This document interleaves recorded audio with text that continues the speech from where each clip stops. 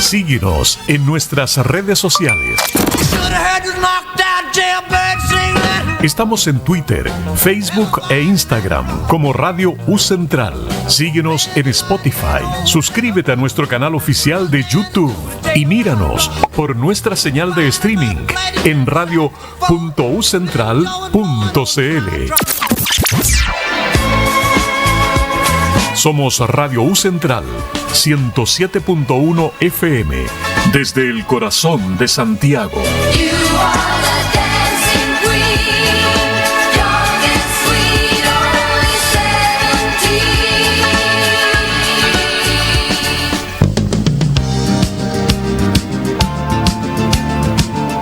En Radio U Central presentamos Resonar con Vínculos, un espacio de diálogo inclusivo y enriquecedor que celebra la diversidad de voces y perspectivas de las personas mayores en relación con el envejecimiento. Conduce Juan Carlos Catalán.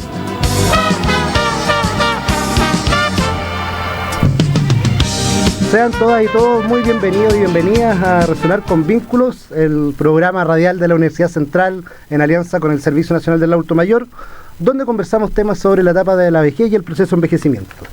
Hoy vamos a conversar, voy a decir el título de nuestro capítulo, al cual hemos denominado Contenciones, una conversación pendiente. Y para eso tenemos una querida invitada que la voy a presentar inmediatamente. Vamos a presentar a Romina Rioja. Ella es terapeuta ocupacional con extensa formación en el ámbito de la gerontología, con experiencia en ámbito público y privado en diseño y ejecución de servicios y programas sociales orientados a la mejora de la calidad de vida de las personas mayores, en especial con un foco en aquellas que se encuentran en situación de vulnerabilidad. Se ha desempeñado en distintos dispositivos para personas mayores, como por ejemplo centros diurnos, cuidados domiciliarios, residencias. Además ha participado en la elaboración de diversos documentos técnicos y en la formación de profesionales, técnicos y cuidadoras y cuidadores. Actualmente se encuentra en el cargo de la coordinación general del programa Adulto Mayor de la Universidad Católica. Romina, muy bienvenida a Resonar con Vínculos. Hola Juan Carlos, qué alegría estar aquí. Estoy muy contenta de estar contigo y estar hoy día acá. Qué bueno, lo logramos, esta invitación la habíamos tratado de coordinar, no nos había funcionado, pero finalmente lo logramos. Contento de tenerte aquí, Romina. Bueno, nos conocemos hace hartos años, tuvimos oportunidad de conocernos en el trabajo en el Hogar de Cristo. Aprovechamos a mandar saludos a la gente del Hogar de Cristo, siempre equipos muy queridos y recordados. Absolutamente, ¿cierto? Equipos súper queridos que además uno mantiene contacto hasta el día de hoy, ¿no? Así es. En el programa Calle, sí, lindo tiempo y linda escuela el Hogar de Cristo. Así es, y si saludamos a la gente del Hogar de Cristo, no podemos no saludar a las voluntarias y voluntarios del hogar y también, por supuesto, a las personas que hacen uso, ¿cierto?, de los dispositivos del hogar. Así que muchos saludos. Y luego de eso, además, nos encontramos después trabajando en Senama, así que, como yo decía, Romina tiene una vasta experiencia en temas de trabajo con personas mayores, y en particular este tema, Romina, que tiene que ver con las contenciones, que vamos a partir probablemente de lo más general, explicar qué son las contenciones. Es un tema que, como bien deja entrever el título, es una conversación pendiente, es un tema que no aparece mucho en los contextos de personas mayores. No, la verdad es que es un tema bastante invisibilizado, e incluso cuando uno empieza a mirar qué son las contenciones lo que busca es limitar el movimiento o la movilidad de la persona, ¿ya? Generalmente se plantea que es una medida de protección, como proteger a la persona de alguna situación de riesgo, ¿ya? Y puede limitar la movilidad a través, básicamente, de tres formas. Uno, a través de contenciones físicas, de forma física, se amarra a la persona, se sujeta a la persona para que no se pueda mover. Se puede dar algún medicamento también que procure que la persona esté más tranquila y se mueva menos, o incluso hay contenciones que yo llamo las contenciones ambientales. Ejemplo de esto es, por ejemplo, un sillón muy bajito donde la persona mayor se sienta o la dejan sentada y desde ahí no se puede mover más, o estas mesas con escotadura donde se instala la persona, por ejemplo, para almorzar, y de ahí ella no se puede mover de forma autónoma. Entonces, las contenciones en general lo que hacen es limitar la movilidad de la persona, reducir la movilidad de forma independiente. y se alude habitualmente a que es una forma de proteger, ¿no? De, por ejemplo, de evitar el riesgo de caídas o si la persona cursa con algún, vi el programa anterior, de alguna trastorno neurocognitivo, por ejemplo, y presenta síntomas psicológicos conductuales, se da algún medicamento para que la persona esté más tranquila, ¿no? Entonces, por eso se habla ahí de contenciones farmacológicas. Entonces están las físicas, farmacológicas y ambientales. Exactamente. Romy, y bueno, ya algo mencionaste, pero porque uno se podría preguntar a las personas que nos están escuchando, nos están viendo, ¿por qué habría que limitar el movimiento de una persona mayor? Habitualmente se limita el movimiento pensando en proteger a la persona, ¿no?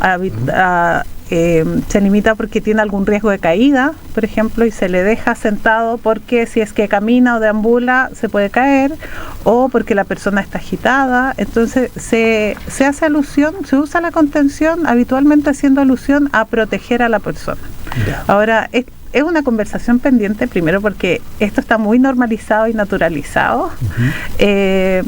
Y mencionamos que es una conversación pendiente porque la idea es ponerlo en la mesa, que esto que hacemos, pensando que es una forma de proteger, lo que hace más bien, y hoy día se ha generado evidencia de que disminuye la funcionalidad, que es el principal indicador de salud de las personas mayores, entonces impacta negativamente. Entonces lo que buscamos hacer por protección finalmente impacta muy negativamente en la persona. Y el impacto puede ir desde lo físico, de pérdida de las funciones físicas, puede ir desde lo cognitivo, incluso de lo social, porque también limita la interacción con otros, no permite que la persona se movilice libremente o interactúe con otros libremente. Entonces, las contenciones, si bien las utilizamos pensando en que estamos haciendo bien, a largo plazo, o si no son utilizadas de forma racional, también pensando en su retiro más programado, lo que hacen es ser más bien negativas, ¿no? Son negativas porque van haciendo que la persona mayor disminuya principalmente su funcionalidad y todo lo que eso implica. Mientras te escuchaba estaba pensando me acordé en realidad como de un concepto que es bien técnico desde la psicología. No tengo claridad si sigue siendo el mismo, ¿eh? Yo estudié hace algunos años atrás, pero había un concepto que era un nombre bien particular, que eran con las intervenciones iatrogénicas, que finalmente eran intervenciones que, intentando hacer el bien, finalmente terminaban haciendo mal. Eso por un lado. Y lo otro, que solo ocuparlo como metáfora, y a veces cuando me ha tocado estar en la consulta o conversar con personas, uno necesita muchas veces un abrazo, un abrazo en términos como de protección, de acoger, de contención, pero cuando ese abrazo es muy apretado y no te deja, en el fondo, voy a ser más exagerado en la metáfora, y te cuesta como respirar porque te aprietas mucho y no te deja moverte, ya no se transforma en un abrazo, más allá de las buenas intenciones de la persona que te está dando el abrazo. Eso es lo que quiero apuntar. Sí, qué buena analogía, Juan Carlos, porque además nos han enseñado históricamente que cuidar es proteger, es contener, es mantener a la persona lo más cómoda posible o lo más contenida posible, pero en el caso de las personas mayores se requiere que, o sea, hoy día sabemos que el fomento de la independencia y la autonomía es vital, y las contenciones van en sentido contrario, ¿no? Van en el sentido de limitar su movilidad, limitar su autonomía. Entonces, en ese sentido, la invitación es a revisar estas prácticas, a revisarlas también entendiendo que en algún momento fueron buenas o veíamos de manera distinta esto de cuidar, pero hoy día, a la luz de estos nuevos paradigmas también, de poner en el centro las necesidades de la persona, poner en el centro la perspectiva de derecho, debemos cuestionar este tipo de práctica. Y se adiciona a eso también algo más macro, ¿no? Que nuestro país también ha avanzado en temas de derechos de las personas mayores, y la Convención Interamericana por los Derechos de las Personas Mayores habla específicamente de erradicar este tipo de prácticas, como las sujeciones permanentes. Habla en el artículo 4, hace mención específica de erradicar este tipo de prácticas. Entonces, tanto desde lo micro a lo macro, deberíamos transitar hacia primero cuestionar el uso de las contenciones, y luego caminar paulatinamente a tratar de erradicar este tipo de prácticas. Romy, para que las personas podamos empezar justamente como a reflexionar, a cuestionar este tipo de prácticas, si es que conoces tus datos o qué, sí, justamente datos o información hay respecto de los riesgos físicos, psicológicos, emocionales que implica aplicar contención? Mire, yo siempre invito a las personas que se interesan en este tema a revisar un documento de consenso de la Sociedad de Geriatría y Gerontología Española, que es muy clave y habla específicamente de esto. Primero, establece cuáles pueden ser las consecuencias. Como las consecuencias del uso de contenciones van directo a la funcionalidad. La gente disminuye su capacidad de realizar las actividades cotidianas. También hay impacto en el autoestima de la persona, estar amarrado, contenido habitualmente y sin que la persona también consienta eso. También tiene impacto en el autoestima, tiene impacto psicológico. Entonces, este documento de consenso de la Sociedad de Geriatría y Gerontología Española, yo creo que es un buen documento para empezar a adentrarse en el tema y conocer también cuáles son los impactos que puede tener en las personas mayores. Porque yo pensaba desde cuestiones, este es un tema que en particular yo lo he escuchado, no lo conozco, es distinto, ¿cierto? Escucharlo a conocerlo más en profundidad, y cosas que he escuchado, y me tocó también una oportunidad que tuve de exponer en un congreso de geriatría fuera de Chile. Hace 10 años atrás ya estaban hablando de este tema, en España particularmente, ya estaban hablando del tema de la sujeción y la contención, y probablemente me lo encontré en ese tiempo y a lo mejor venían antes hablando de esto, llevan un tiempo más avanzado. Pero por ejemplo habían cuestiones que tenían que ver como con lesiones físicas respecto de si la persona estaba amarrada, se quería soltar, podía dañarse, ¿cierto?, la piel, eventualmente hacerse heridas. El roce permanente de contenciones físicas generan úlceras por presión o lesiones por presión. Claro. Sí, se generan heridas. Y sabes que hablando de España específicamente, ellos pasaron de un documento de consenso donde lo que hacían era normar el uso de contenciones, era como utilícelo si es que estas son las situaciones, o utilícelo de esta forma, revíselo periódicamente. Pasaron de eso a hoy día tener un documento que lo que hace es intentar erradicar el uso de sujeción. Entonces, desde normar su uso a erradicar el uso. Es bien interesante lo que pasa en ese tránsito. Y claro, a propósito del impacto que trae tanto en lo físico, por ejemplo, las lesiones por presión que realizan las lesiones físicas, las sujeciones físicas o contenciones físicas, y por otro lado, también las farmacológicas, el uso de fármacos para que las personas estén más tranquilas, también tiene un impacto y disminución de la funcionalidad. Sí, y antiguamente, digo antiguamente porque hoy día yo estoy un poco más alejado de este tema, pero se ocupaba el concepto como de planchar a la gente. Sí, en el fondo, y planchar significaba tenerlo. A ver, uno entiende que buscaba en ese tiempo, en ese contexto, con los conocimientos que había en ese tiempo, que iba evolucionando, eso es lo importante. Buscaba justamente que la persona estuviera más bien tranquila, que sé yo, pero también a un nivel que le dificultaba hacer otras actividades. O sea, no solo, por ejemplo, si buscaban que no se parara, lograran que no se parara la persona, pero además lo que tenía como impacto era que la persona no pudiera concentrarse, no pudiera mantener una conversación, que entre comillas, vamos a decirlo en español coloquial, se le fuera la onda. Claro. Entonces tenía como impactos secundarios también. Exactamente. Entonces, todo lo que tú mencionas tiene impacto directo en la funcionalidad, ¿no? Que la funcionalidad es el indicador principal de salud de las personas mayores. Y según la OMS, la funcionalidad es que la persona mayor puede hacer todo lo que, lo voy a decir en mis palabras, todo lo que es importante para él o para ella, ¿no? No solo que realice las actividades cotidianas de forma independiente, que es como el concepto general de funcionalidad, sino la OMS incorpora un elemento adicional que es el elemento subjetivo, ¿no? De que la persona puede hacer lo que es importante para él o para ella. Entonces, su bienestar subjetivo. Exacto, este bienestar subjetivo. Que se traduce en felicidad finalmente, o en autoeficacia.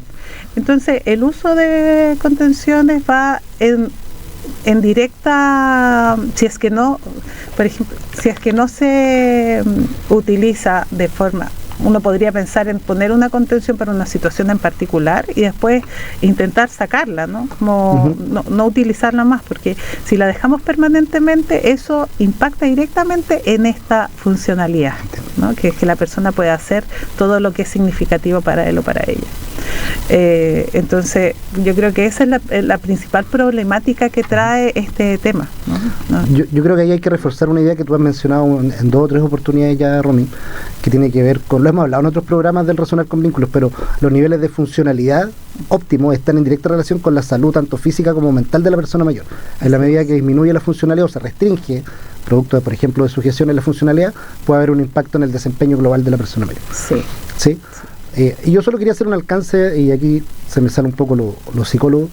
Si por ejemplo una persona está con trastorno neurocognitivo mayor o demencia, como conocidas como demencia, puede tener alterada su juicio de realidad, pero igual su emocionalidad sigue activa. Entonces, si esa persona mayor está sujetada a la cama, amarrada, independiente que no esté conectada con la realidad, pero nota que está amarrada, porque lo va a notar, por ejemplo, su nivel de angustia o de desesperación no baja porque esté con demencia, porque no esté conectada con la realidad, al contrario, se puede exacerbar incluso.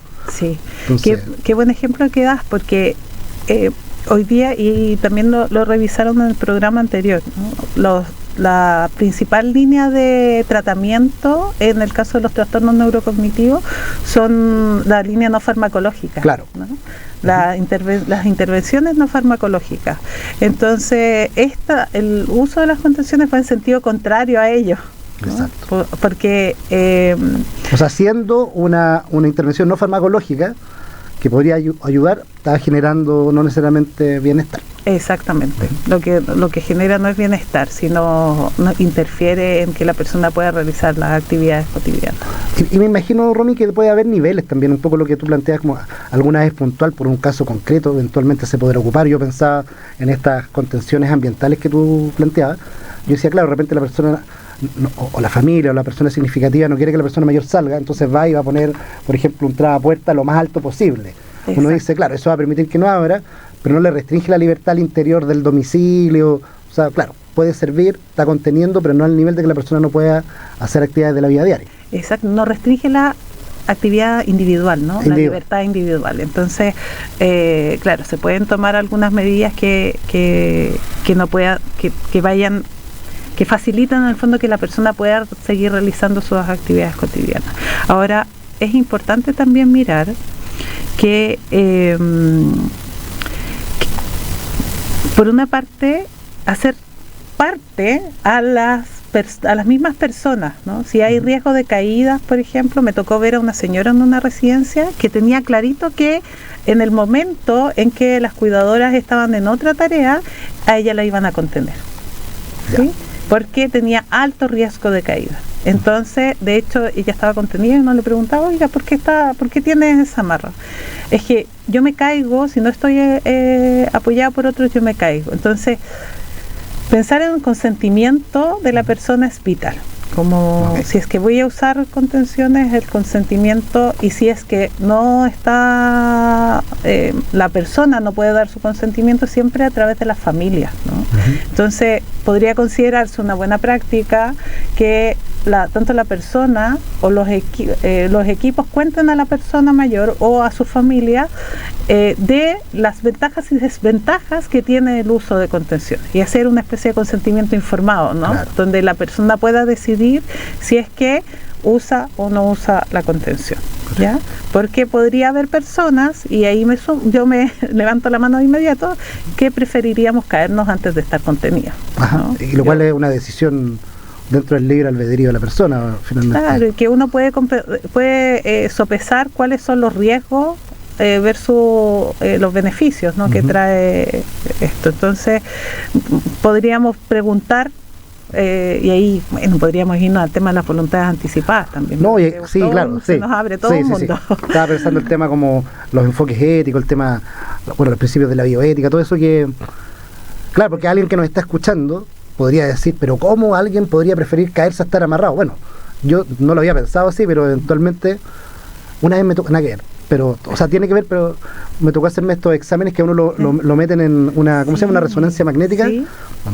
Bueno, me lo tuve que hacer, pero estaba desesperado medio oyente, entonces si eventualmente yo lo hubiera podido evitar, eventualmente lo hubiera evitado. Entonces hay gente que a la restricción de su libertad corporal no la tolera, no la soporta y eventualmente podría tomar esa decisión que estás planteando tú. Sí, o sea, la mayoría de nosotros nos ponemos inquietos cuando estamos siendo contenidos. O sea, eso es algo que pasa naturalmente. Entonces, lo primero es como miremos si la persona está dispuesta o no a ser contenida o preguntarle, ¿no? Como el uso de las contenciones. Si no, siempre la familia, como qué preferiría esa persona también. Y si la utilizo, tiene que ser de forma racional. No puede ser que yo contenga una persona porque pasó una situación específica o estuvo muy agitada, la contengo y esa contención sigue para siempre, permanezca. Porque estoy limitando la movilidad de esa persona de forma permanente y lo que estoy haciendo más bien es heterogénea que una intervención terapéutica. Las voluntades anticipadas son importantes también, como conocer la historia de vida de la persona. A esta persona le hubiese gustado estar contenida. Y lo otro es revisar permanentemente las contenciones, que no quede para siempre, sino revisemos tanto por qué lo utilizamos y cuáles fueron las otras medidas que tomamos para el uso de esa contención. Por ejemplo, si es que la utilizo por un riesgo de caída, ¿por qué no procuro hacer actividad física para evitar el riesgo de caída? Hoy día Senama en el 2017 sacó estos protocolos, hay protocolos de gerontopsicomotricidad, sí, claro. Hay todos protocolos de actividad física que lo que hacen es abordar la causa, ¿por qué podría utilizar esta contención física? Entonces, o evitar el riesgo de caída. Oye, Romy, y sin entrar en el detalle técnico ni jurídico, porque no es la idea de la conversación. No. ¿Existe en Chile, me imagino que esto está regulado, está protocolarizado? ¿Sabes qué? No. Hay algunas cosas que se acercan. Lo primero, en el uso de las contenciones hay una norma del MinSal, pero es para psiquiatría. Es una norma de psiquiatría, por lo tanto no debería ser aplicable a las residencias porque las residencias no son dispositivos psiquiátricos. ¿Ya? Perfecto. Lo que hay en contención está solo en el contexto de hospitales psiquiátricos. Exactamente, de unidades psiquiátricas. Está en ese contexto. Por lo menos lo que yo tengo registrado son protocolos de uso de contenciones en unidades psiquiátricas o en el ámbito de la psiquiatría. Y lo que existe, lo que hizo Senama y que me tocó participar en ese momento cuando se elaboraron los protocolos para las residencias de Senama, fue hacerse cargo un poco de cuáles son los motivos por los cuales se usan contenciones. Y en ese tiempo todavía usamos como referencia este documento de consenso de la Sociedad Española de Geriatría y Gerontología, y ese fue el referente que se utilizó para usar parte de los protocolos, para escribir parte de los protocolos de Senama. Entonces, eso es lo que existe. Yo creo que estamos bien al debe de protocolarizar esto o normar esto. Claramente, yo creo que no hay tantos consensos todavía en nuestro país, ¿no? Hay todavía personas que justifican o ciertos sectores que justifican el uso de las contenciones, entendiéndolo como una forma de protección, y habemos otros sectores que estamos en la línea de erradicar este tipo de prácticas. Entonces, todavía pienso que no hay consensos como para tener una norma técnica, pero deberíamos caminar hacia allá. Ahora, sí, lo que existe es el compromiso de nuestro país con la convención, ¿no? Claro. Entonces, eso debería guiar nuestro actuar para la elaboración de normas técnicas. Absolutamente. Súper interesante lo que estamos conversando, Romina. Estamos hablando de sujeciones, ¿cierto? Nombraste 3, sujeciones físicas, farmacológicas y ambientales. Y está muy interesante la conversación en el segundo bloque porque ya estamos llegando, ¿cierto?, a tener que hacer la primera pausa musical. Vamos a profundizar en este tema porque me imagino que hay diferencias también en los contextos domiciliarios, en el contexto, por ejemplo, como mencionaste, de la residencia, para que podamos profundizar un poquito ahí, y también qué tipo de alternativas se avisoran en reemplazo a las sujeciones, ojalá, intentando cosas que tengan impactos positivos y no tan negativos. Súper. Así que eso vamos a profundizar en el segundo bloque. Nos vamos a ir a la primera pausa musical. Vamos a escuchar al grupo Silvestre con el tema Crazy Amor.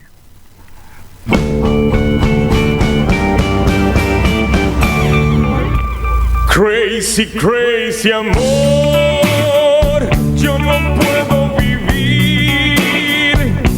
estás junto a mí, yo no puedo vivir. Crazy, crazy amor, si me miras así, son montañas de amor, si me miras así. Y el día que llegaste se encendió una luz, despierto con más ganas de este cielo azul.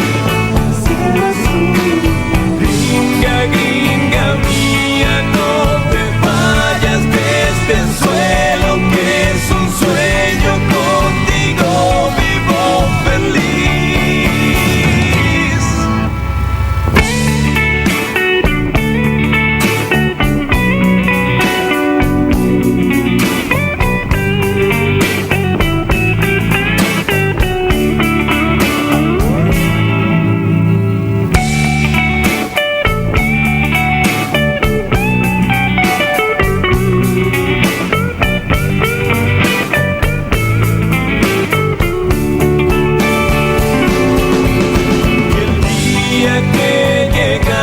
Se encendió una luz, despierto con más ganas de este cielo azul. Gringa, gringa mía, no te vayas de este suelo, que es un sueño, contigo vivo feliz. Te quiero.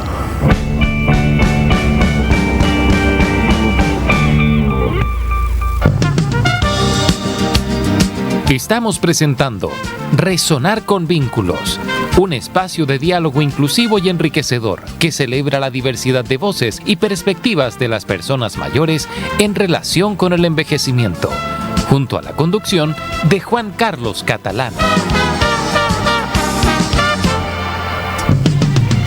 Estamos de regreso en Resonar con Vínculos. Estamos conversando con Romina Rioja. Ella es coordinadora general del programa Adulto Mayor de la Universidad Católica, está desempeñando esa función actualmente, y estamos conversando sobre las contenciones. Antes de continuar con el tema, aprovecho de saludar al equipo ahí que está en controles, me había pasado, chiquillos, a David y Francisco, que hacen posible que estemos, ¿cierto?, al aire en este minuto.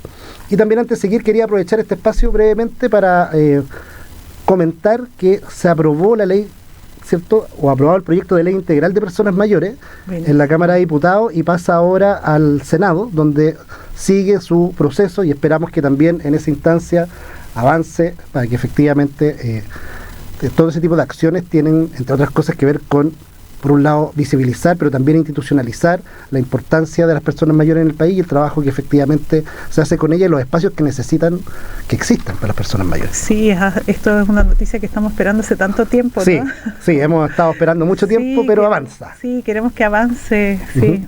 Así es que eso es una noticia para las personas que nos están escuchando, porque además en el Resonar con Vínculos lo hemos conversado en varias instancias, porque ha ido avanzando. Ha venido la directora del Senama, estuvo también con nosotros Tania Mora, que es abogada y asesora del Senama, hablando como de la especificidad del proyecto. Entonces vamos viendo cómo va avanzando esto, y la última noticia es que se votó en la Cámara de Diputados y pasa ahora al Senado, y luego tiene que ir a comisión mixta. Todavía quedan algunos. Buenísimo. Tania ahí empujando, siempre empujando. Todos para que resulte, sí, y particularmente la sociedad civil, las asociaciones de grupos de personas mayores, como también están apoyando que esto ocurra. Así que bueno, también saludar a las personas mayores que han impulsado que este proyecto avance. Romina, estábamos conversando entonces de las sujeciones y bueno, conversamos de qué se trataban, qué eran más o menos, en qué contextos se dan, qué impactos tienen. Y te quería preguntar particularmente respecto al tema de estos tres que mencionamos, las sujeciones físicas, ¿sí? Que tiene que ver con esto como de inmovilizar a la persona, que uno ve que de repente o les amarran las manos o le ponen, ¿cierto?, un amarre como por la mitad del cuerpo para poder reducir la movilidad. ¿Hay alternativas a la sujeción física que se conozcan, que se puedan implementar y que tengan buenos resultados? Sí. Primero, reconocer que los equipos siempre han buscado como las mejores, hay equipos que buscan las mejores alternativas de sujeción, ¿no? Uh-huh. Y estas amarras que primero eran de las muñecas, luego pasaron a estas torácicas. Entonces los equipos siempre han mirado, o por lo menos lo que a mí me ha tocado ver, es que la persona esté lo más cómoda posible, ¿ya? Entonces reconocer eso también, como reconocer y valorar a aquellos equipos que siempre están mirando que la persona esté lo mejor posible. Ahora, ¿cuáles son las alternativas a las sugestiones? Yo creo que hacerse cargo de aquellos motivos por los cuales utilizamos las sugestiones. Entonces, ¿cuáles son los motivos más habituales? El manejo de conducta disruptiva, el riesgo de caída, y hoy día sabemos que ese tipo de situación se puede manejar a través de actividad física, intervenciones no farmacológicas. Entonces, hacernos cargo de cuáles son los motivos que nos llevan a utilizar las contenciones, ¿ya? Y desde ahí, ¿cómo nos hacemos cargo? Yo siempre digo, tenemos que tener dos ámbitos de hacernos cargo. Uno, con los que ya están utilizando sugestiones, entonces de ahí utilizar, por ejemplo, actividad física para quienes, o retirarlas en algunas horas del día, tener claro cuál es, o un protocolo local, un protocolo de particularmente la residencia, la casa o el lugar donde se utiliza, donde tengamos claro en qué momento se saca, en qué momento se utiliza la sugestión. Por supuesto, siempre la actividad física, como la movilidad, actividades y toda la línea no farmacológica, ¿no? Terapia ocupacional, actividades recreativas, siempre pensando en cuáles son las actividades significativas para esa persona, ¿no? Y para que le permitan mantener su funcionalidad. Y en el caso de, si es que vamos a utilizar sugestiones, las futuras, cuestionarlas, ¿no? Cuestionar siempre por qué es lo que nos motiva a utilizar la sugestión. Estoy pensando algo que tiene que ver con quizás alguna distinción o una diferenciación que creo que puede ser obvia, pero igual, que tiene que ver con equipos de salud o equipos sociales que eventualmente puedan llevar a cabo adelante sugestiones, o contenciones, respecto también de lo que tiene que hacer o puede hacer una familia, cómo cuentan quizás con recursos distintos ambos grupos, por decirlo de alguna manera. Uno podría, este es un ejemplo quizás extremo, puede que eventualmente ocurra, los equipos de salud en general presentan niveles de estrés o de burnout súper altos, y de repente, claro, tener a alguien tranquilo ayuda a tener un foco menos de problemas durante el turno, por ejemplo. Eventualmente podría ocurrir. ¿Sí? No digo que ocurra necesariamente, pero podría ocurrir. O también en un contexto familiar, una persona que es la cuidadora, que tiene que hacer a lo mejor más de un cuidado, tiene, por ejemplo, sabemos que las cuidadoras son preferentemente mujeres, entonces supongamos que está en la casa y tiene que cuidar a los niños, y además está viendo el tema de que tiene que ir a comprar, y además, entonces, tener a la persona mayor quieta le reporta, comillas, un foco de atención menos que puede destinar a otras actividades. Entonces, ¿cuán importante es justamente la reflexión, el cuestionarse y la formación de equipos profesionales, pero también de lo que puedan aprender las familias? Sí. Pienso que pilar central de esto es entender que el cuidado no es responsabilidad solo de una persona, de la familia o de las instituciones, ¿no? El cuidado en sí mismo no es responsabilidad de un ente, un agente, ¿ya? Y esto hay que compartirlo. No, el cuidado se comparte. Por lo tanto, en el ámbito institucional, por ejemplo, es necesario que las instituciones nos abramos. Sabemos que en las residencias a veces no es suficiente el personal. Entonces ahí es clave sumar a voluntarios, sumar a la comunidad, sumar a los familiares. ¿Para qué decir en el ámbito hospitalario? Yo ahí te comentaba previamente, quizá ahí se abre otro mundo, pero es importante sumar a más personas en esto, ¿no? Personas que estén dispuestas a acompañar, por ejemplo, en estos momentos donde necesito realizar, yo como cuidador necesito limpiar el espacio donde está la persona mayor y voy a dejar un rato sin supervisión al adulto mayor. Entonces, ¿por qué no sumo ahí al voluntario? Que en ese momento ellos hagan supervisión, compañía, o en ese programa, no sé, la visita de colegios en residencia, que se da harto, en ese horario, para que también ellos sean parte de el cuidado, ¿no? Como de supervisar, de estar, y programo esas visitas en ese momento. Y lo mismo en el ámbito de la casa, ¿no? En el hogar, entender que aquí es súper necesario visualizar la corresponsabilidad en el cuidado. Entonces, en esa corresponsabilidad somos todos, ¿no? No solo la familia, sino también las instituciones, la comunidad, los vecinos, ampliar la mirada de quienes nos hacemos cargo del cuidado. Porque para poder no usar sujeciones necesito tener un abanico más amplio, una red más amplia. Una red de atención, de protección. Exacto, que nos permita dar la asistencia necesaria a la persona mayor.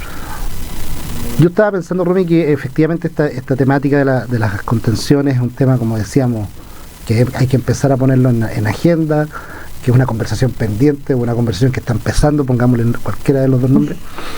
Y dentro de las cosas que yo estaba reflexionando, pensaba que también, supongamos que se quiere hacer contención de una persona mayor para que no se caiga.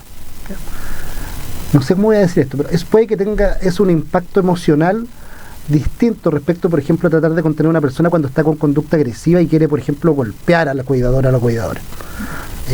Podría alguien decirnos, oye, pero es que cuando me viene a golpear es más fácil que yo lo contenga y lo deje quieto.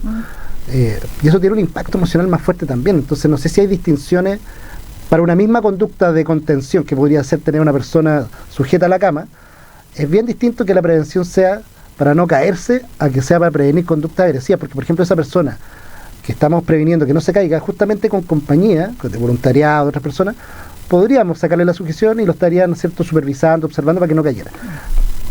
El otro ejemplo, que es una persona que pudiera estar con conducta agresiva, una persona mayor con conducta agresiva, independiente que tuviera un voluntario, el riesgo, entre comillas, o el temor podría ser más o menos el mismo. No sé si me explico con la distinción que quiero plantear.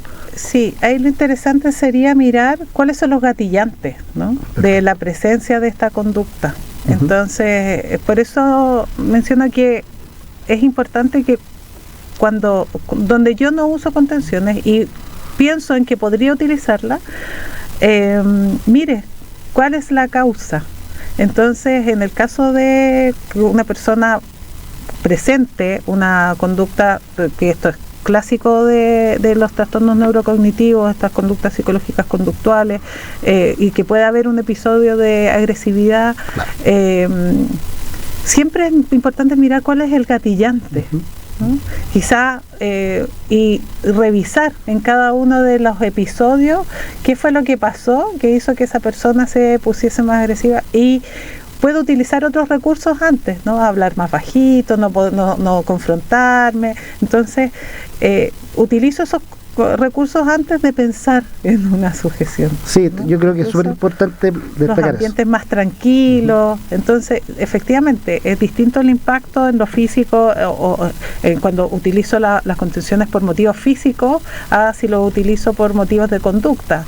Y en los motivos de conducta hay varias cosas que puedo hacer antes de utilizar la contención. Entonces, la invitación es a revisar cuáles son esas acciones que básicamente van en la línea de intervenciones no farmacológicas, ambientes con estímulos más bajos, no ambientes sobreestimulados.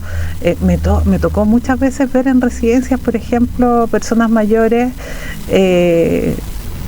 con la radio prendida, el televisor prendido, más la música de las cuidadoras. Entonces no eran ambientes que procurasen que las personas no presentasen síntomas psicológicos conductuales, no facilitaban eso, ¿no? Entiendo. Entonces lo primero que me gustaría poner en la mesa frente a esa situación es que miremos qué es lo que estamos haciendo antes, y que efectivamente la contención sea sobre todo la contención física sea el último recurso a utilizar, e incluso no utilizar. Súper. Y quizás ahí agregar, Romy, por ejemplo, una persona mayor que haga crisis de este tipo, como de conducta agresiva. Ojo, esto es súper importante destacar, que no es que una persona que tenga trastorno neurocognitivo mayor necesariamente va a ser agresiva, no, podría eventualmente cursar algún episodio de ese tipo. También depende mucho de dónde esté el tema, el daño, ¿cierto?, en el sistema nervioso, qué sé yo. Pero muchas veces ocurre, y esto es como quizás un tips, un dato, que la persona mayor genera esas crisis de manera recurrente en ciertas condiciones. Por ejemplo, no hace ese tipo de conducta en la mañana, pero sí lo hace en la tarde-noche, sí lo hace, por ejemplo, cuando, estoy inventando, cuando viene la hora de la comida, cuando no hay hora de comida no le pasa esas cosas. Entonces, efectivamente, con estos datos que uno puede ir como incluso anotando, uno dice, mira, acá podría anticiparse, que es un poco lo que estás planteando tú, ¿verdad? Uno podría anticiparse, claro, de todas maneras. Sobre todo que las personas, en general las cuidadoras, sabemos que pasan una cantidad de horas importantes cuidando, por lo tanto lo que tienen es conocimiento de la persona que están cuidando. O sea, las cuidadoras, y siempre lo digo, sobre todo en las residencias, son el corazón de la residencia. Quien más conoce a las personas, sobre todo en una residencia, a la persona mayor, qué le gusta, cuál es su estado de ánimo, qué lo irrita también, o qué lo puede poner, lo puede angustiar, son las cuidadoras. Entonces, y aquí un llamado a los equipos profesionales, como escuchemos a las cuidadoras, ellas son quienes nos dan, pero la línea señalan el camino también. Sí, señalan el camino, ideas de cuáles pueden, porque las intervenciones a veces, y el llamado es hacer intervenciones a medida, no combos de intervención, y en esas intervenciones a medida, esta atención central a la persona, las cuidadoras son vitales. Preguntarles a ellas, hacerlas partícipes de los planes de atención es vital. O sea, yo vi unas cuidadoras maravillosas, pero maravillosas. Ahí el llamado a los equipos profesionales, nos incluimos en eso, obviamente, es como a escuchar, a la diada, finalmente, que es esta persona mayor cuidadora, hay una diada ahí que te entrega una cantidad de información súper relevante para poder justamente direccionar este tipo de apoyos que uno espera hacer desde el ámbito de lo profesional o lo técnico. Así es. ¿Sí? Y uno lo que hace desde el ámbito profesional es facilitar, facilitar que esto sea de la mejor forma posible, pero hay la práctica de las cuidadoras y considerar esa práctica es esencial. Oye, Rumi, hay un tema que no lo hemos mencionado, y te lo quería preguntar para saber cuál es tu opinión. Hay equipos profesionales o familiares o personas significativas que aplican ciertas contenciones. Tengo la sensación que muchas veces esa contención resuelve un problema concreto o aparenta resolver un problema concreto, pero también genera en la persona que aplica esa contención, en el mejor de los casos, una incomodidad, un sentirse mal. O sea, si yo voy y tengo, por ejemplo, estás cuidando a tu papá, y lo tienes que sujetar a la cama y lo ves sujetado, yo no me imagino que hayan hijas o hijos que estén naturalmente, debe haber, no sé, no puedo asegurarlo, pero me imagino que la gran mayoría no estará contento con ver a su papá así, por lo tanto también tiene un impacto más bien negativo en la persona que aplica esa contención. Sí, yo creo que pienso que pueden pasar dos cosas. Uno, que en el ámbito del cuidado está muy normalizado. Entonces podría verse no de forma negativa, ¿no? Claro. Es como la práctica, como naturalizado. Exactamente. El cuero chancho, como se dice. Sí. Tal cual, sí, un poco, claro, porque hay falta de recursos, porque hay falta de personal, porque a veces no hay familiares con cuáles relevar. Entonces, una práctica que es o esto o no hay otra situación de más de riesgo. Entonces, en algunos cuidadores yo creo que está más bien normalizado. Y también está esta otra corriente o este otro grupo que puede, claro, tiene un alto impacto emocional pensar en contener a la otra persona. Ahora, yo me aprovecharía de eso y creo que es el grupo que cuestiona, ¿no? Que dice esto no es normal, que alguien esté contenido permanentemente, no es normal, no contribuye a largo plazo a que esté mejor, sino porque reconoce que el uso de la contención a largo plazo no trae beneficios, ¿no? Porque a nadie le gusta estar amarrado o permanentemente sedado. Y estoy recordando otros capítulos del programa que hemos hecho, que hemos hablado de manejo no farmacológico, de demencia, también hemos hablado del tema de polifarmacia. Sí. Y también hemos conversado del tema, que lo traigo a colación, porque también puede tener algo que ver el tema de las plantas medicinales, como de repente también puede haber gente que en esta lógica como de la contención farmacológica ocupe fármacos no tradicionales para tener a la persona tranquila, pero ojo, porque también esa vez aprendimos que los fármacos que eran homeopáticos y de otro tipo que mencionaron técnicamente ahí las colegas que vinieron, tienen impacto también en el sistema nervioso y en la conducta. Entonces no es solamente, no es llenar a la gente de agüita de las carmelitas para tenerlo tranquilo, un poco para poder hacer ahí la caricatura, pero... No sé. Sí, viste, se suman, vemos cómo lo importante es cuestionar, ¿no? Y no normalizar que esto tiene que ser permanente en el tiempo. Quizás una vez que estaba inquieto, le di agüita a las carmelitas y funcionó bien, pero si eso lo mantengo en el tiempo, si permanentemente tiene que estar sedado o permanentemente tiene que estar contenido, eso la verdad es que vulnera derechos, vulnera la autonomía, tiene impacto directamente sobre la independencia. Entonces la idea es cuestionar, ¿no? Que todas estas prácticas no pueden ser permanentes en el tiempo. Exactamente. Romy, nos vamos acercando, nos quedan más o menos unos 10 minutos de programa y quería hacerte un par de preguntas. Una tiene que ver justamente con la importancia de la formación de los equipos. Si yo tuviera que preguntarte a ti, ¿qué temas o qué temáticas abordarías con equipos que tuviesen que cuestionarse la aplicación de contenciones? ¿De qué habría que conversar con los equipos? Y a la base el tema de los derechos, ¿no? Cómo visualizamos también la instalación, hacer carne los derechos, porque esto lo comentaba en un seminario alguna vez, esto de que nosotros seamos parte de la Convención Interamericana por los Derechos de las Personas Mayores, a veces suena tan lejano, ¿no? Como algo que hicieron grandes personas con grandes ideas, pero esa convención se hace carne en la práctica. Esa convención se materializa en la práctica. Entonces, lo primero es, como miremos cómo hacemos práctico esto que es una declaración, ¿no? La que es la convención. Entonces, estudiemos de verdad cómo hacer en la práctica los derechos. Porque en el fondo estaba imaginando, ya así como solo ocupando la imaginación, un taller donde uno pudiera preguntarse o cuestionarse hasta qué punto estoy cuidando y a qué punto estoy vulnerando los derechos de los Así es. Sí. Es un tema no menor, porque eventualmente uno podría encontrarse con que más que estar cuidando, está vulnerando un derecho, y eso es fuerte igual. Sí. Es súper fuerte, sí, claro. Es súper fuerte porque además es algo que hemos venido haciendo históricamente, entonces es cuestionar nuestra práctica histórica. Entonces es complejo en ese sentido. Sí. Tenemos una llamada. Sí, qué raro, lo había silenciado. Nos están llamando desde otro lado. Lo había silenciado. Ya. Pero por ejemplo tendríamos que hablar del tema de los derechos. De todas maneras, o sea, me parece que eso siempre tiene que ir a la base, los derechos. Luego, aquellas prácticas que nos permitan hacernos cargo de los motivos por los cuales sujetamos. Como ir a la causa de las dificultades. De todas maneras.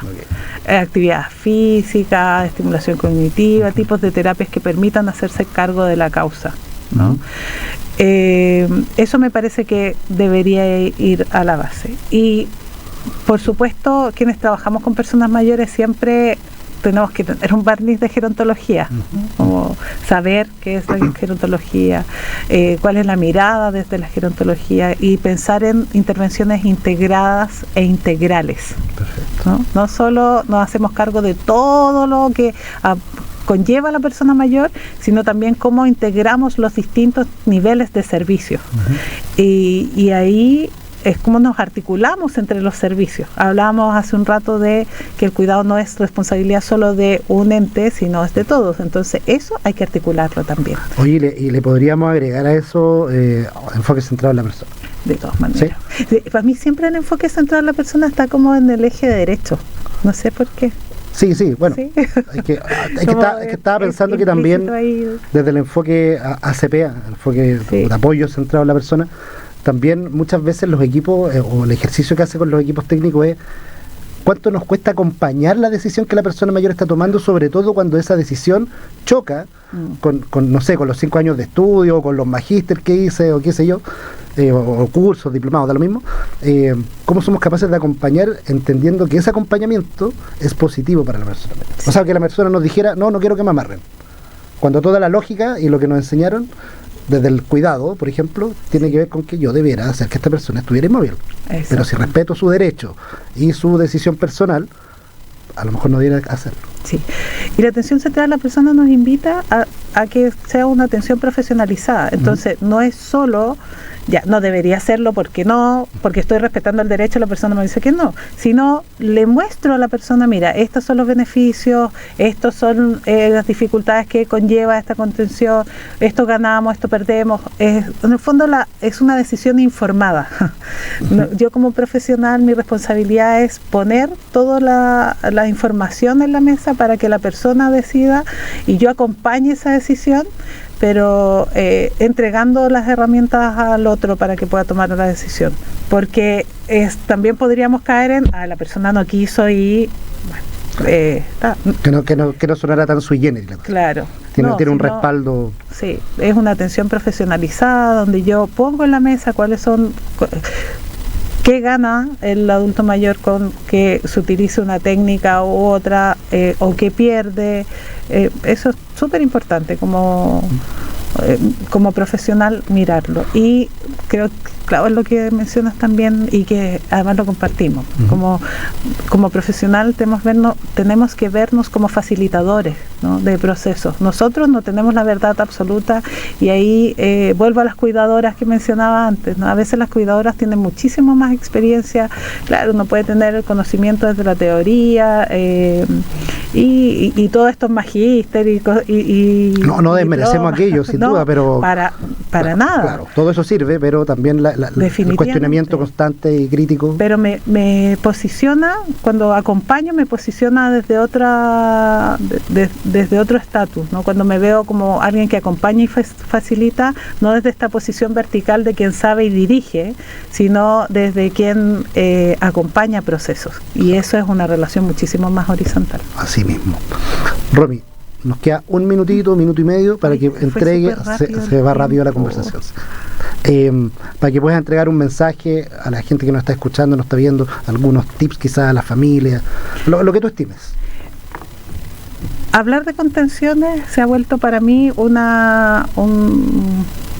primero un desafío, porque no ha sido tan fácil instalarlo en los equipos profesionales, y quizás ahí me quiero hacer poner foco, a llamar al cuestionamiento, ¿no?, a dejar de normalizar y naturalizar este tipo de prácticas, y si las estamos utilizando, mirarlo con ojo crítico y ver cómo podríamos paulatinamente sacar, y si las vamos a utilizar, cuestionar si hemos hecho o tomado las medidas previas a su utilización.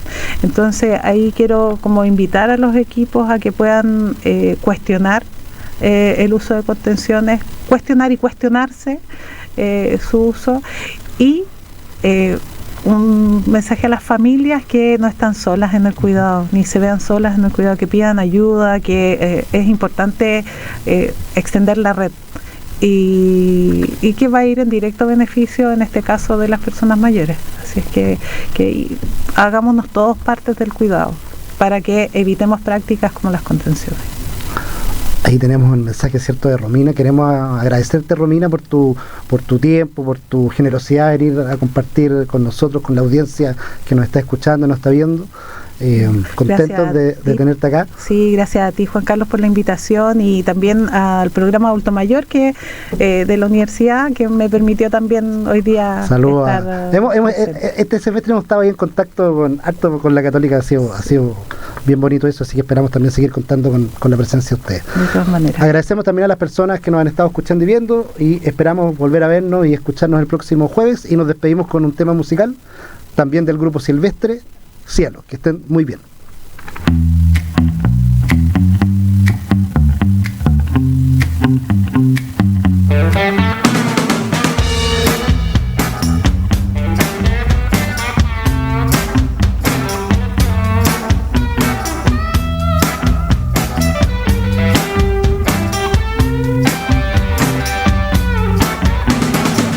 Cielo,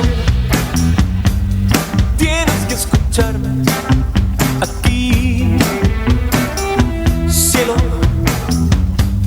No puedes marcharte así. Yo sin ti no viviré, porque de pena moriré. Cielo, quédate junto a mí.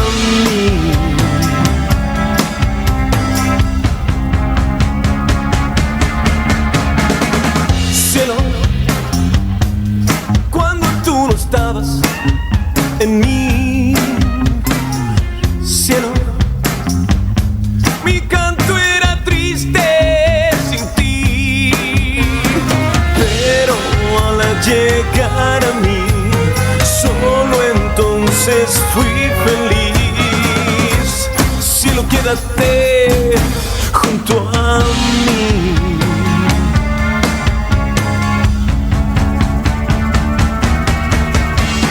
Cielo, no me dejes solo sin ti. Cielo, no quise ofenderte así. Te lo pido por favor, no me dejes sin tu amor.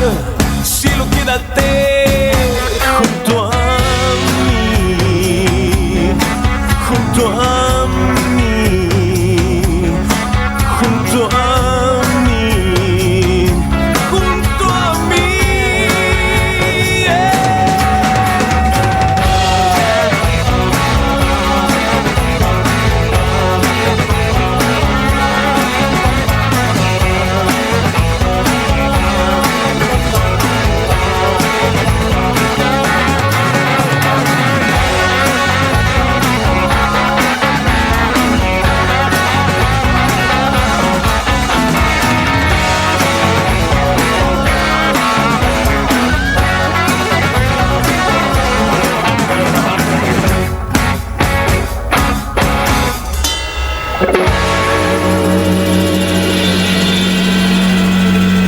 Narradoras y narradores de la vida. Ya está abierta la convocatoria para la 11ª edición del concurso literario autobiográfico de personas mayores de Senama, dirigido a personas mayores de 60 y más años de Chile y el extranjero. Este 2025 celebramos los 80 años del Nobel de Gabriela Mistral, con una mención especial que destaca las obras presentadas por mayores educadores y educadoras. Envía tus obras a concursoliterario@senama.gov.cl antes del 25 de julio. Tus recuerdos de vida son más valiosos que nunca. Bases en www.senama.gov.cl.